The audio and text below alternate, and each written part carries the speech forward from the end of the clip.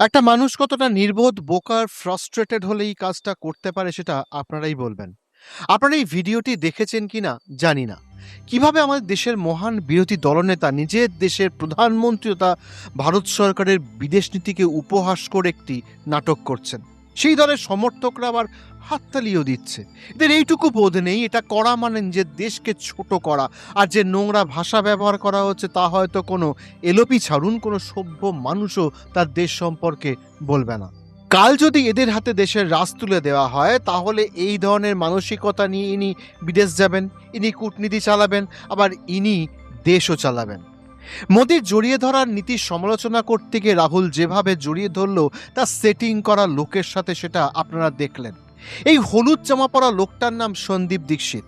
এনার মা দিল্লির 3বারের মুখ্যমন্ত্রী শীলা দীক্ষিত, বাবা বিনোদ আইএএস, দাদু স্বাধীনতা সংগ্রামী উমাশঙ্কর দীক্ষিত, যিনি পশ্চিমবঙ্গের আবার রাজ্যপালও ছিলেন।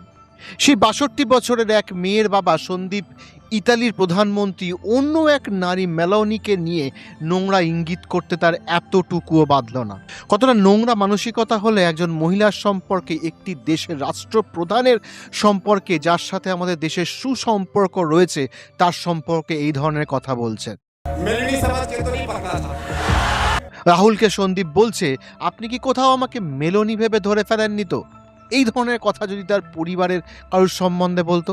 আমরা ভারতীয়রা এইভাবে বন্ধু আত্মীয়দের সাথে দেখা হলে জড়িয়ে ধরি, এটাই ইন্ডিয়ান রিচুয়াল। এরপর থেকে রাহুলের কথা মাথায় রেখে তবেই বন্ধুকে বুকে টানবেন। কি টানবেন তো, নাকি রাহুলকে ছুঁড়ে ফেলে দেবেন? রাহুল বলে, এ কোথা থেকে ঢোকালো, কোথায় বের করলো? এটা কোন ভাষা? এটা কোন ধরনের দেশের বিরোধী দলনেতার ভাষা? এত নোংরা ভাষা তো কোনো গুন্ডা বদমাইশও ব্যবহার করতে পারে না। আর ইনি হলেন পার্লামেন্টের বিরোধী দলনেতা। ইনি এর আগেও দেশের প্রধানমন্ত্রীর জন্য অত্যন্ত আপত্তিকর শব্দের এবং তুইতকারী ভাষার ব্যবহার করেছেন। ইনি অমিত শাহের বিরুদ্ধেও আপত্তিকর শব্দের ব্যবহার করেছেন। এই সেই ব্যক্তি যার মা সুপার পিএম ছিলেন, যার ঠাকুমা প্রধানমন্ত্রী ছিলেন, যার বাবা প্রধানমন্ত্রী ছিলেন, যার দাদুও প্রধানমন্ত্রী ছিলেন। তিনি প্রধানমন্ত্রী না হতে পারার হতাশাতেই কি এই ধরনের উন্মাদনা আর খেয়ালিপনা দেখাচ্ছেন? এটাই কি এদের ভাষা? আর আপনারা কি এদের সমর্থন করবেন?